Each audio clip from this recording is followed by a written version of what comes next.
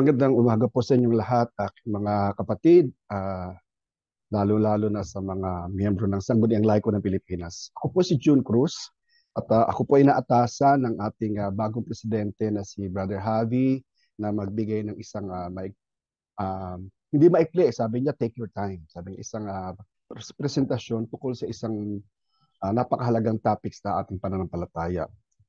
Kung ito po ay napapakinggan nyo araw na ito ng Black Saturday, Sabado de Gloria, ito po yung topic na ibinigay sa akin.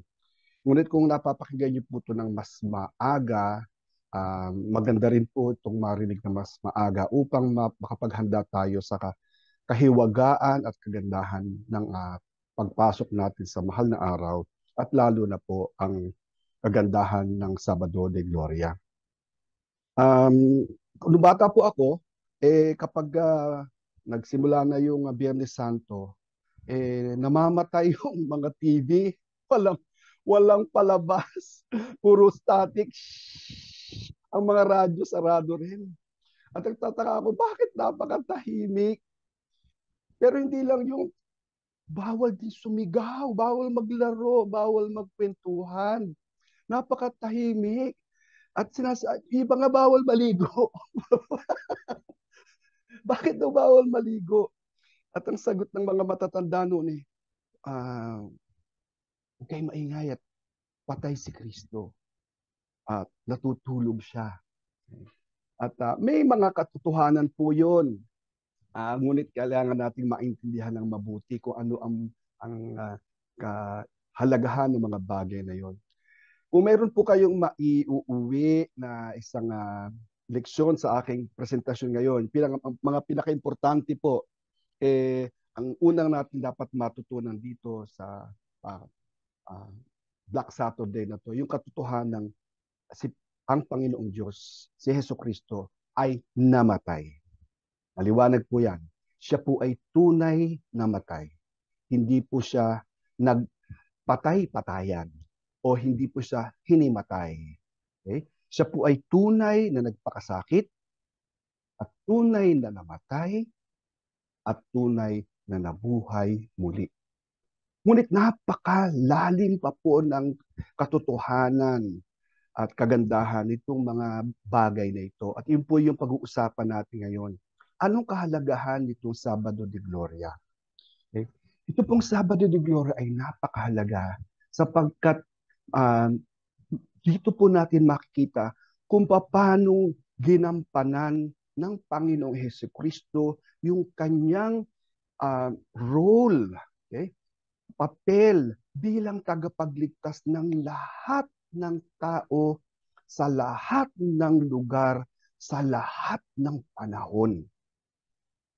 Nababanggit po itong katotohanan to sa ating Apostles' Creed. At ito po ay pinagdadasal natin at naririnig natin sinasabi, He descended to the dead. Okay? He descended to the dead. At yun po ay napaka-importante sapagkat ito po ay isang katotohanan at isang kabanata, isang sabi niya, happening event that was capsulized in a very, very short time wherein the word of God was preached to all the people of all times, of all places who died even from the time of Adam and Eve, where Jesus, after his death, okay, went down into the dead, opened the gates of hell, and say, hello, hello, andyan pa lang kayong lahat. Parang ganun. I could imagine na after so many hundreds of years, lalabas itong si Abraham, the father of our faith, and say, what took you so long? What took you so long? We have been here. Sapagkat po lahat ng mga nabuhay at namatay sa panahon bago pa ipinangaral ni Jesucristo ang salita ng Diyos ay napunta sa isang lugar na tinatawag natin the hell of the just. Okay? At doon, hindi sila makapasok sa kaharian ng langit sapagkat hindi pa nila naririnig ang salita ng Diyos. Hindi pa nila nailalagay ang kanilang pananampalataya kay Hesus Kristo. At tanging ang mga tao lang na may paniniwala, pagmamahal kay Hesus Kristo, okay? At nakapakinig ng salita ng Diyos, okay? Ang makakapasok sa langit. Hindi pa rin bukas ang pinto ng langit. Kaya't nung siya'y namatay at natupad niya ang plano ng Diyos, sinasabi doon na napunit yung divider doon sa Holy of Holies. Nabuksan ito, natanggal yung pinakabalakid upang tayong mga tao ay makapasok doon sa kabanal-banalang lugar para sa Panginoon. Alam niyo po, naikwento ko to kay Father Schneider, yung aking kasamahan po sa community, at ang sabi niya sa akin, sabi niya, siguro Jun in English, no? Siguro Jun maintindihan lang natin kung gaano kahalaga at kaganda at ka-mysterious itong katotohanan to pag nasa langit na tayo. Sabi ko, maganda yan, Father. Ha? Kasi imagine mo, pagdating natin sa langit, doon lang natin mamimit yung mga tao na mga sila King David, ayan, ano, yung mga prophets. At magkukwento sila, sabi nila, ang tagal namin, ang tagal namin hinintay. At finally dumating siya. Buti kayo, bata pa kayo, nakilala nyo na siya. At isinabuhay nyo na yung pananampalataya sa Kanya. At mabuti na lang, binalikan niya kami. Grabe na lang yung kasiyahan na umugong doon sa hell of the just, kung saan kami naroon noon, nung dumating siya at sinabing, hello, I'm here. Parang ganun. And he said, come forth. Okay? Now, ito pong kinukwento ko sa inyo, ito ba katang-isip? Una po na, kailangan po balikan natin yung catechism natin, Article 5, yung Catechism of the Catholic Church, number 631. Okay? 631. So tandaan nyo po yan po ang gagamitin natin. Sinasabi dito sa 631, Jesus descended into the lower parts of the earth. He who descended is he who also ascended far above all heavens. Okay? So may lower parts, may hell, may heaven, all places. Okay? And the Apostles' Creed confesses in the same article, Christ's descent to the dead. Talagang bumaba siya. Okay? Yan po yung nangyari nung Sabado de Gloria. Nasa pananaw natin, patay ang Panginoon o kaya'y natutulog ang Panginoon sa kamatayan niya. Ngunit siya po ay bumaba and his resurrection from the dead on the third day. Okay? So, sinasabi po dito sa reading na to, Christ, that morning star who came back from the dead and shed his peaceful light on all mankind, your Son who lives and reigns forever and ever. So, pag-aralan po niyo itong Article 631, okay? Number 632, at sinasabi po dito talaga that in 634, the gospel was preached even to the dead. Even to the dead. Okay? The descent to the dead brings the gospel message of salvation to complete fulfillment. To complete fulfillment. Ang ibig sabihin nun, at nung nagsabi yung Panginoon na go therefore and make disciples of all nations, baptizing them in the name of the Father, Son, the Holy Spirit, teaching them everything that I have commanded you, and I will be with you. Yung pong pagpo-proclaim ng gospel ay ang complete fulfillment doon ay kung nagsimula doon sa kasimusimulaan kay Adam hanggang sa pagdating ng Panginoon. To complete fulfillment. This is the last phase of Jesus's messianic mission, a phase which is condensed in time. Okay? Yung maiksing time na yon, condensed in time, but vast in its real significance. Okay? So, ibig sabihin, yun po yung sinasabi ni Father Herb na yung it's so vast and deep and profound in its real significance na kung ngayon po ay Sabado de Gloria, magdasal lang po kayo. Sabihin nyo, salamat Panginoon, at sa iyong kabutihan, iliniligtas mo lahat kami magmula pa sa kauna-unahang mga nilalang. Sa isang homily po na naibigay ng mga church fathers noon, sinasabi po, napakaganda nung homily, sinasabi, today, a great silence reigns on earth. A great silence and a great stillness. A great silence because the king is asleep. The earth trembled and is still because God has fallen asleep in the flesh. Okay? And he has raised up all who have slept ever since the world began. He has gone to search for Adam, our first father, as for a lost sheep, greatly desiring to visit those who live in darkness and in the shadow of death. He has gone to free from sorrow Adam in his bonds and Eve captive with him. He who is both their God and the son of Eve. Okay? Kaya sinabi daw ng Panginoon pagdating niya dun sa uh, hell, sabi niya, I am your God, who for your sake have become your son. I order you, O sleeper, to awake. I did not create you to be a prisoner in hell. Rise from the dead, for I am the life of the dead.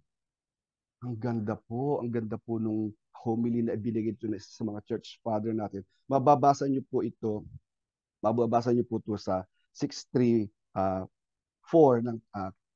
ng ating Catechism of the Catholic Church.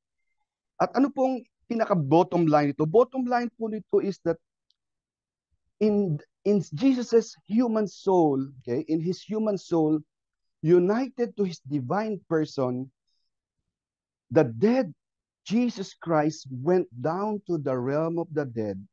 He opened heaven's gates for the just who had gone before him. Who had gone before him.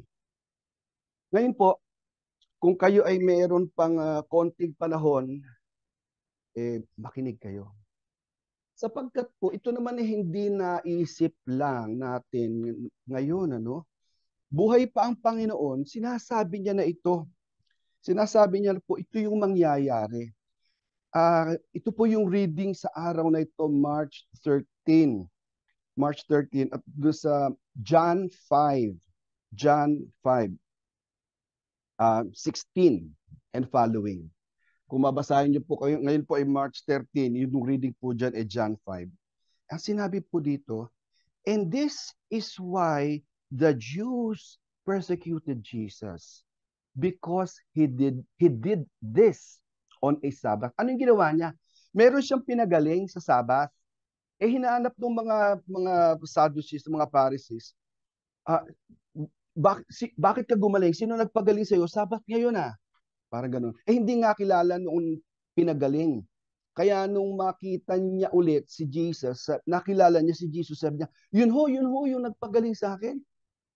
Sabi dito. Kaya, okay, dun makita nila si Jesus, okay, sabi dito, and this is why the Jews persecuted Jesus, because he did this on the Sabbath. But Jesus answered them, my Father is working still, and I am working.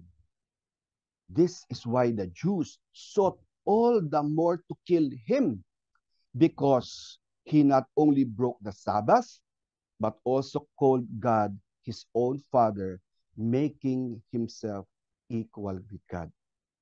Kapag po tinanong kayo, bakit pilit na pinapatay ng mga Hudyo si Jesus? Yun naman ang dahilan. Bakit galit na galit sila? Ang dahilan po dyan ay dahil sa Sabbath. Okay? Yung Sabbath po ay napaka-importante sa mga Hudyo. Okay? Kahit sobrang halaga na kailangan pa silang gumawa ng mahigit 400 na mga batas, ng mga bagay na hindi mo pwedeng gawin sa Sabbath. Dahil ang Sabbath dapat araw ng pahinga at araw ng pananalangin, araw para sa Panginoon. Bakit naman napakahalaga ng Sabbath? Kasi po yung Sabbath din At yung prayers na yan ng Sabat at yung observance, yan lang yung nagbuklod sa kanila bilang mga Hudyo, lalong-lalo na doon sa kanilang dispersion.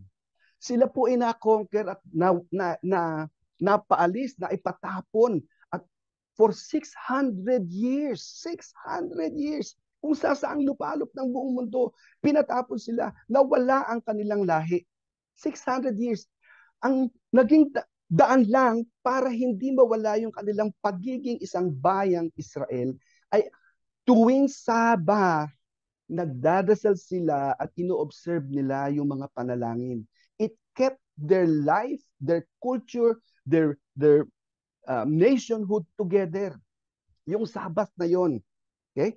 Kaya't ganun kalaga. Alam nila kapag sinira at nasira yung Sabbath na yon, ay parang sinisira mo na yung kanilang pagiging isang bayan ng Diyos. So may reason naman. Lumagpas lang, sumobra lang yung kanilang ginagawa. Okay? Naging mas they were attached with the letter of the law rather than the spirit. Kaya sabi ng Panginoon, I am the Lord of the Sabbath. And what if my Father is working, okay, I am also working. Kung kumikilos, nandito naman yan, nakalagay dyan, sabing ganon. But Jesus answered them, my Father is working still, and I am working. Sabat yon. Okay? So, ibig sabihin, I am the Lord of the Sabbath. Okay? So, kitang-kita po doon. In chapter 20, in verse 22, binanggit. Basahin niyo po itong buong, napakaganda po dito, sabi dito. For as the Father raises the dead and gives them life, so also the Son gives life to whom He will. Okay? Ibig sabihin ngayon, the Father judges no one, but has given all judgment to the Son, that all may honor the Son, even as they honor the Father. He who does not honor the Son does not honor the Father who sent Him. Totoo yan, pati doon sa impyerno. Kaya bumaba, Sabado, nagtatrabaho pa, patay na nga. Okay? Nakahimlay na nga, but the Father is working, and the Father who raises the dead and gives life, gives Jesus the power to raise the dead. And there has been no judgment. Wala pang judgment na naibigay sa kanila pagdating nila doon.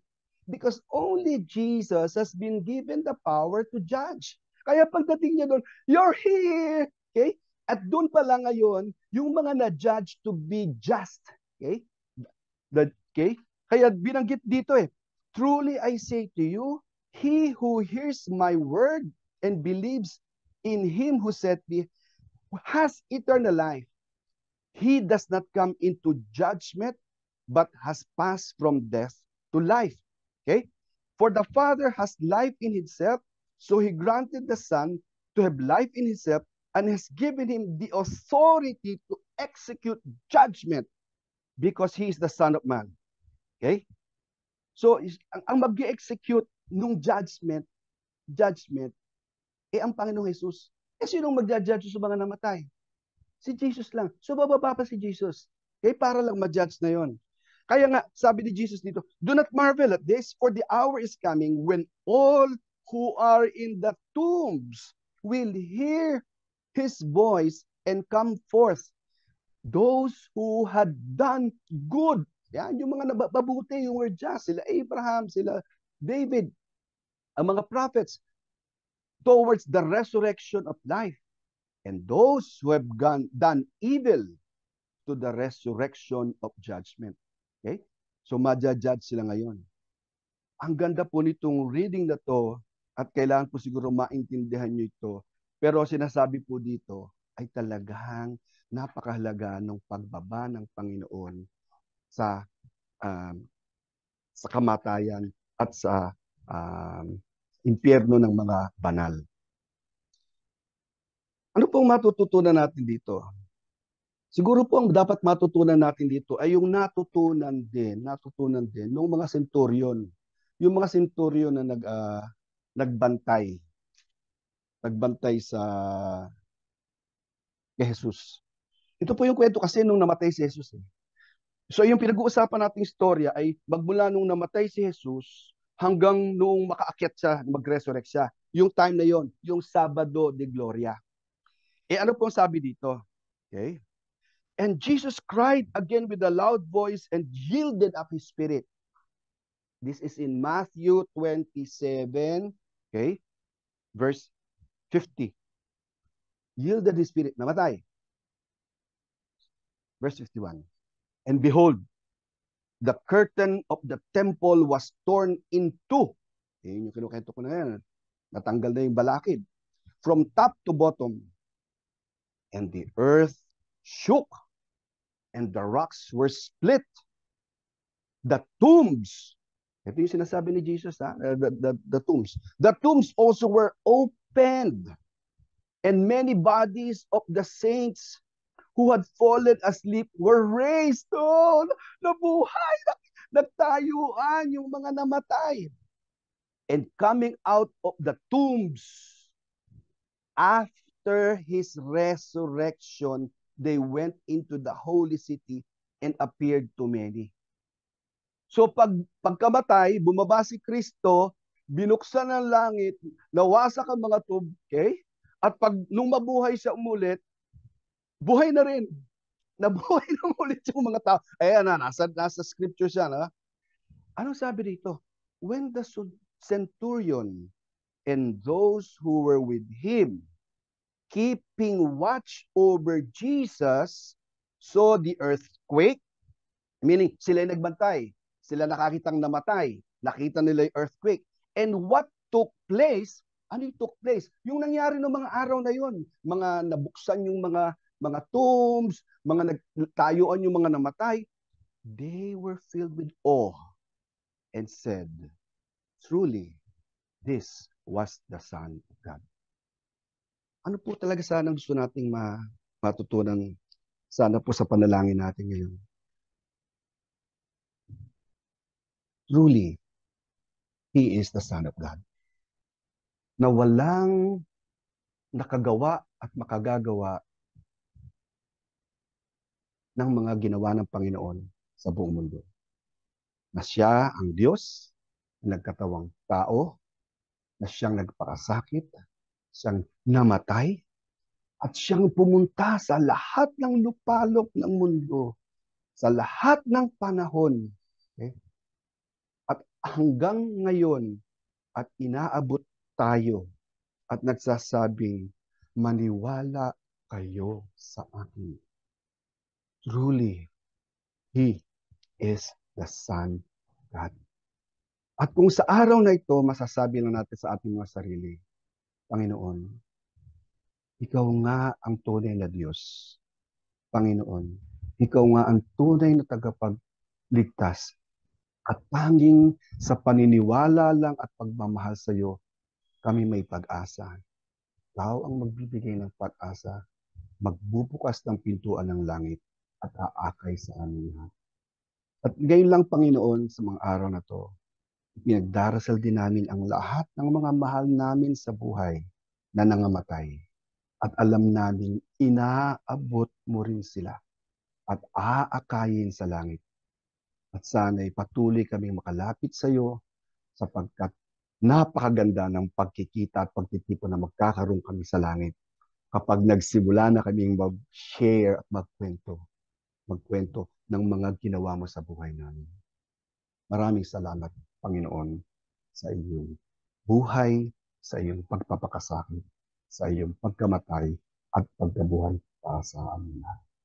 Maraming salamat po. Pagpalain po tayong lahat sa araw na ito, lalo na sa mahal na araw at sa ating pagninilay tungkol sa Sabado de Gloria.